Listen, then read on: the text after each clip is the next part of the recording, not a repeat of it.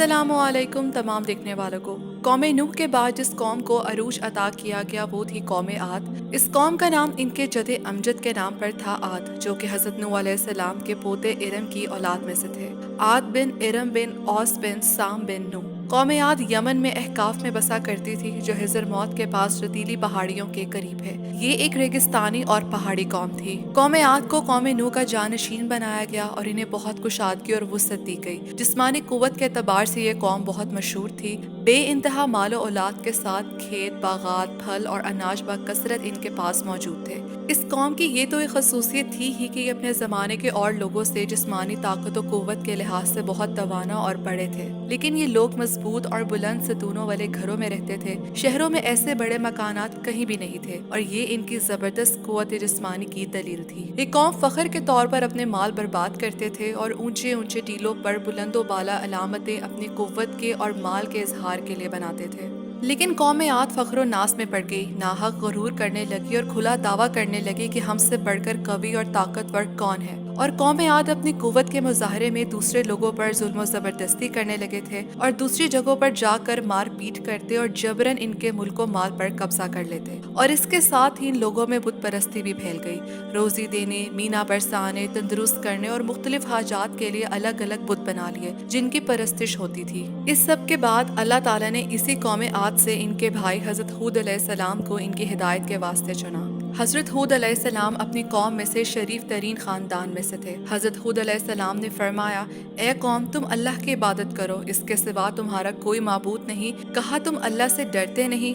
लेकिन कौम आद के सरदारों ने कहा, ए हूद, हम तुम्हें बड़ा बेसमझ और गुमराह पाते हैं कि बाप दादा की रविश छोड़कर सारी बरादरी से अलग होकर हमें बुतों को पूछने से रोकते हो और हमें खौमखा अजाब का डरावा देते हो। हजरत हूद अलैहिस्सलाम ने इन्हें बहुत समझाया। कौम आद को ताकीद की कि अल्लाह को वाहिद करार दें, किसी को इसके साथ शरीक ना करें, लोगों पर जुल्म करने से बाज आएं। लेकिन कौम आद ने इनकार किया और सिर्फ इसी बात पर कायम रही कि हमसे ज्यादा ताकतवर कौन है। बहुत थोड़े से लोग हजरत हूद अलैहिस्सलाम पर ईमान लाए। बहुत समझाने के बावजूद जब कौम आद ने इस तरह सरकशी से काम लिया कि दुनिया भर में फसाद मचाते फिरने लगे और बिला जरूरत बड़ी बड़ी इमारतें और महल बनाने लगे, तो हजरत हूद अलैहिस्सलाम ने इनसे यूं मुखातिब होकर कहा कि तुम लोग हर जगह बिला जरूरत मकानात बनाते हो और ऐसे मुस्तहकम महल बनाते हो गोया तुम्हें यहाँ हमेशा रहना है, और जब तुम किसी पर फतह पाते हो तो बड़ी सख्ती करते हो। ए कौम, अल्लाह से डरो। लेकिन जब ये लोग कुफर पर बिल्कुल ही अड़ गए और कहने लगे कि जिस अजाब का बताकर हमें डरा रहे हो इसे हम पर आने दो, तो अल्लाह ताला ने इन पर 3 साल तक बारिश रोकी रखी। और कौमें आज चूँकि बड़े बड़े खेतों और बागों में काफ़ी दिलचस्पी रखती थी, इसलिए खुश्क साली से काफ़ी परेशान हो गई। हज़रत हूद अलैहिस्सलाम ने इनसे वादा किया कि ईमान लाके खुदा की तरफ रुजू करोगे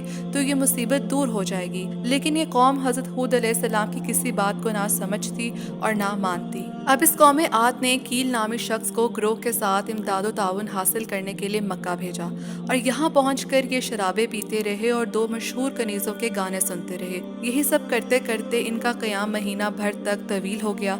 फिर ये कील नामी शख्स यहाँ से निकला और पहाड़ों का रुख किया और दुआ मांगने लगा कि ए खुदा, आद को पानी दे। चुनाचे बाहुक्म खुदा इसके लिए आसमान पर कई अबर नुमाया हुए और इससे कहा गया कि इनमें से किसी एक को अपने लिए चुन लो।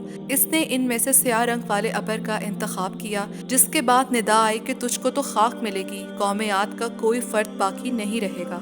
फिर कौम आद को सामने से बादल उठता हुआ दिखाई दिया। समझे कि सब नदी नाले भर जाएंगे। बहुत स्याह बरसाव घटा उठी है। चूँकि खुश्क साली थी, गर्मी सख्त थी और पानी की भी सख्त जरूरत थी, इसलिए खुशियां मनाने लगे कि आज तो खूब बारिश बरसेगी। लेकिन दरअसल अबर की सूरत में वो कहर इलाही था जिसे हजरत हूद अलैहिस्सलाम से ये कौम आद तलब कर रहे थे कि अगर तुम इतने ही सच्चे हो तो अजाब आने दो। अब इस कौम आद पर सख्त आंधी भेजी गई और जिन तक वो पहुंची उनको तहस नहस करके रख दिया। ये आंधी 8 दिन और 7 रातों तक चलती रही। हवा इनको आसमान पर ले उड़ती थी, फिर सर के बल जमीन पर गिरा देती थी। सर टूटकर धड़ से अलग हो जाता था। ये कौम अपने महलात, किलों और महफूज मकानात में घुस गए थे। जमीन में गड्ढे खोद खोद कर आधे आधे जिस्म इनमें डालकर खुद को महफूज समझने लगे। लेकिन क्या अज़ाब इलाही के आगे कोई चीज रुक सकती है? मकान गिर गए, छतें उड़ गईं और खुद को बहुत ताकतवर समझने वाले पहलवानों को हवा ने उठा उठा कर जमीन पर पटका, गोया खजूर के खोखले और बेजान तने हों। اس قوم عاد کے بڑے مطلب سرداروں نے اپنے پروردگار کی باتوں کا مقابلہ کیا اور اس کے پیغمبر کی نافرمانی کی، اور چھوٹوں نے بڑے شیطانوں کی پیروی کی، آخر دونوں ہی تباہ کر دیے گئے۔ اللہ تعالیٰ نے حضرت ہود علیہ السلام اور اہل ایمان کو اس سارے عذاب سے محفوظ رکھا۔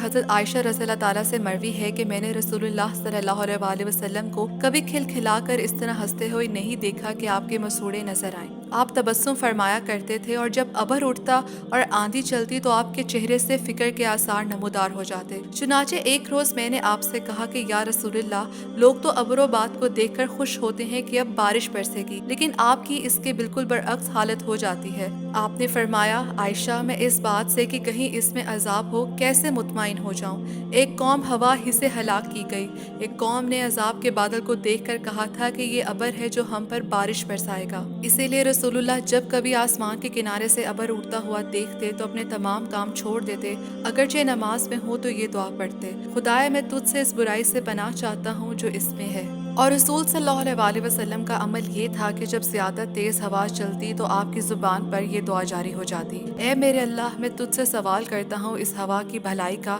اور اس میں جو کچھ ہے اس کی بھلائی کا، اور جس مقصد کے لیے یہ بھیجی گئی ہے اس کی بھلائی کا، اور میں تجھ سے پناہ مانگتا ہوں اس کے شر سے، اور اس میں جو کچھ ہے اس کے شر سے، اور جس مقصد کے لیے بھیجی گئی ہے اس کے شر سے۔ قوم عاد کا قصہ تو یہیں ختم ہوا۔ اگلی ویڈیو میں قوم عاد کے بعد جس قوم کو عروج حاصل ہوا، قوم سمود، ان کے احوال و واقعات کا ذکر کریں گے۔ میری کسی بات میں کوئی کمی بیشی رہ گئی ہو تو میں معذرت چاہتی ہوں، کیونکہ ہر چیز کا بہترین علم صرف اللہ کے پاس ہے۔ اگلی ویڈیو تک کے لیے اللہ حافظ۔